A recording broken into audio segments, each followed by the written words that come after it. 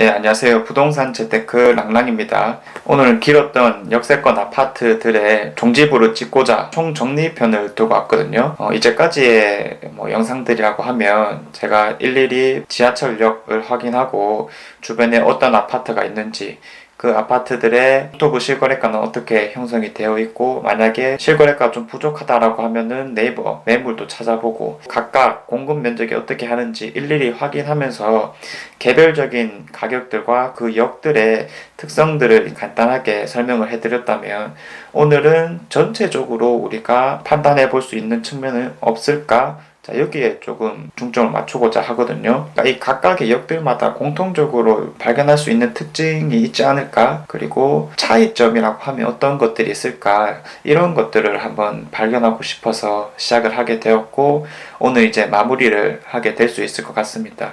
사실 부동산에 있어서 여러 가지 정답들이라고 하는 것들이 많이 나와 있잖아요. 오늘 제가 말씀드리는 것도 그 범주에서 크게 벗어나진 않을 겁니다. 그렇지만 우리가 원래 알고 있다 하더라도 직접 눈으로 확인하는 것은 또 완전히 다른 이야기거든요. 그러한 차원에서 들어주시면 훨씬 좋을 것 같고요. 자, 먼저 개별적인 특성, 즉 1호선, 2호선, 3호선 라인별로 특징들을 간단하게 정리를 해볼 건데, 키워드 한 개 정도만 꼽아볼 거거든요. 첫 번째 1호선 같은 경우에는 재건축, 그리고 2호선은 노후화, 3호선은 공통성, 이렇게 꼽아볼 수가 있을 것 같거든요. 자, 1호선 먼저 보자면 재건축이 진행되는 곳들이 꽤나 있었기 때문에 현재 시세 측정이 힘든 아파트가 많았고요. 그 밖에 지하철역 근처라고 하더라도 대단지 아파트가 없는 곳이 꽤나 많았어요. 그래서 이러한 곳들의 특성은 한 동짜리 좀 세대수가 적은 아파트들이 많다라는 측면이 있죠. 자, 그리고 2호선 같은 경우에는 제가 노후화를 꼽았는데, 2호선이 지나가는 길을 보면 달서구 그리고 수성구 지역이 대체로 많아요. 수성구 지역이라고 하면 학군도 좋으니까, 그리고 가격도 높고, 이러한 사실들은 우리가 충분히 알고 있는 건데, 달서구 지역의 경우에는 노후화된 아파트가 너무 많아요. 자, 그렇기 때문에 눈에 띄게 가격이 높은 아파트는 없었다, 이렇게 보면 되고요. 두류 그쪽으로 해서 앞으로 신규 분양되는 KCC 스위첸이나 아니면 다른 그 밖의 일정들을 눈여겨서 봐두시면 여러분들에게 있어서 조금 더 도움이 될 거라고 생각이 듭니다.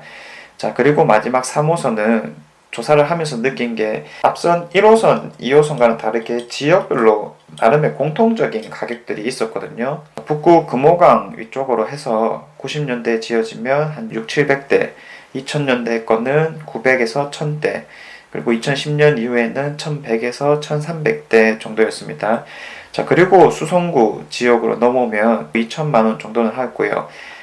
종점역 근처인 범물이나 용지역 같은 경우에는 아무래도 지어진 게 거의 똑같다 보니까 한 800에서 900만원대를 형성하고 있었습니다. 자, 이런 식으로 1호선, 2호선, 3호선의 가장 큰 특징들을 꼽아볼 수가 있었고요. 혹시 조금 더 세세한 내용을 원하신다면 제가 앞선에 올렸던 가게 영상들을 참고해 주시길 바라겠습니다. 자, 그리고 이제 제가 조사한 내용들을 한데 뭉쳐 봤거든요. 앞선 영상을 안 보신 분들도 있을 테니까 간단하게 어떻게 조사했는지 설명을 드리자면, 32평 아파트를 기준으로 국토부 실거래가를 참고해서 한번 살펴봤습니다. 역세권 아파트라고 하면 그 기준을 역에서부터 500m 이내에 있는 아파트들을 최우선적으로 조사를 하였고요. 혹시라도 그런 아파트가 없다라고 했을 때는 가장 가까운 평수는 어떤 게 있는지 살펴보고 자료에 넣었습니다. 자, 그래서 엑셀표를 한번 살펴보면 2호선 같은 경우는 초록색, 그리고 3호선은 노란색, 그리고 1호선은 빨간색, 이런 식으로 색깔 표시를 해봤으니까 이제 여기에 좀 초점을 맞춰서 보시면 될 것 같고요. 보니까 딱 느낌이 오시죠? 지금 같은 경우에는 주로 2호선이나 3호선 이렇게 색깔 표시가 되어 있는데, 어느 지역인지 아시잖아요. 다 수성구 지역이거든요. 수성구 지역의 평당 가격이 아무래도 높을 수밖에 없구나, 그 사실을 알 수가 있었고요. 1호선 같은 경우에는 이제 높은 평당 가격은 없었고, 분양권의 경우에만 이제 조금 상위권을 노출한다는 것을 알 수가 있었습니다. 그리고 한 가지만 조금 말씀을 드리자면, 제가 이렇게 이제 가격 순서별로 위에서부터 쭉 정리를 해놨는데 이게 뭐 1등은 무엇이다, 2등은 무엇이다 이런 걸 보여드리려고 한 건 아니고요. 실제로 보여드릴 수도 없어요. 왜냐하면 제가 역별로 딱 3개 정도만 조사를 하였기 때문에. 자, 그래서 그것보다는 이제 대략적인 특징들은 무엇이 있는가 여기에 초점을 맞춰서 봐주시면 될 것 같아요. 일단은 뭐 두산 위브더 제니스는 누구나 알고 있다시피 가장 비싼 아파트였거든요. 그래서 평당가가 3천만 원이 넘어갔었는데, 그러니까 어쨌든 상위권은 다 수성구이다 보니까 역시나 대구는 수성구 천하다 이렇게 보시면 될 것 같고요. 그 밖에 수성구가 아니다 하더라도 조금 뭐 중구라든지 반월당 쪽에 가까운 것들이 많이 있었습니다. 흔히 이제 이쪽 지역은 교통도 괜찮고 여러 가지 인프라가 잘 형성이 되어 있죠.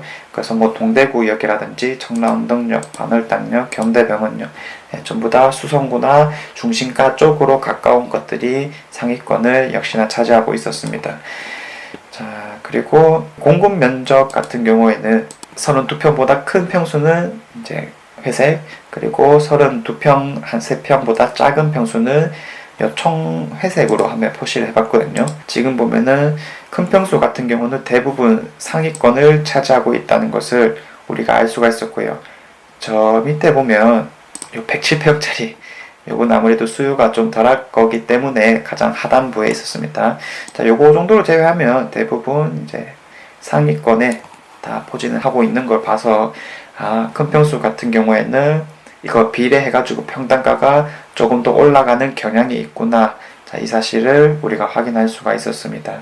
아무래도 뭐 인테리어적인 측면이라든지 여러 가지 공사를 하는 단계에서 비용이 많이 들어갈 거기 때문에 그만큼 이제 부가가치도 훨씬 더 커질 수밖에 없다.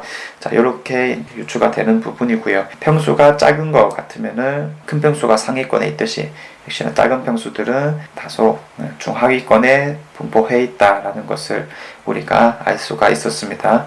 자, 그리고 이제 어떻게 보면 또 당연한 사실이지만 우리가 신축, 구축을 따질 때 그런 것들도 평당 가격에 있어서 중요한 요소잖아요.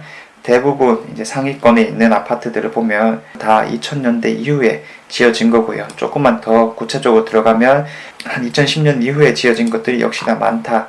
그리고 이제 하위권으로 갈수록 2000년대라기보다는 90년대쯤에 지어졌기 때문에 비교적 낮은 평당가를 형성하고 있었다. 이러한 것들을 통해서 공통적인 특징들을 또 짚어볼 수가 있겠죠. 첫 번째는 가격에 있어서 가장 중요한 것은 비슷한 지역이라고 했을 때 건축 연도이다. 두 번째, 평수가 클수록 평당가도 커진다. 자, 이 뜻이 뭐냐면 예를 들어서 같은 단지를 하더라도 32평 아파트가 평당가가 한 1000만원 정도라고 하면 40평 아파트는 평당가가 막 1200, 1300 이렇게 된다는 거죠. 같이 1000만원대가 형성되는 것이 아니라. 마지막 세 번째, 역시 대구는 수성구다. 자, 이렇게 볼 수가 있겠네요. 어떻게 보면 조금 당연한 말이긴 하지만 우리가 알고 있는 지식을 다시 한번 더 확고히 하게 된 계기였다라고 생각이 들고 역세권 아파트들의 특징들은 이 정도로 해서 간단하게 마무리를 할 수 있을 것 같습니다. 이상 랑랑 부동산 재테크였고요.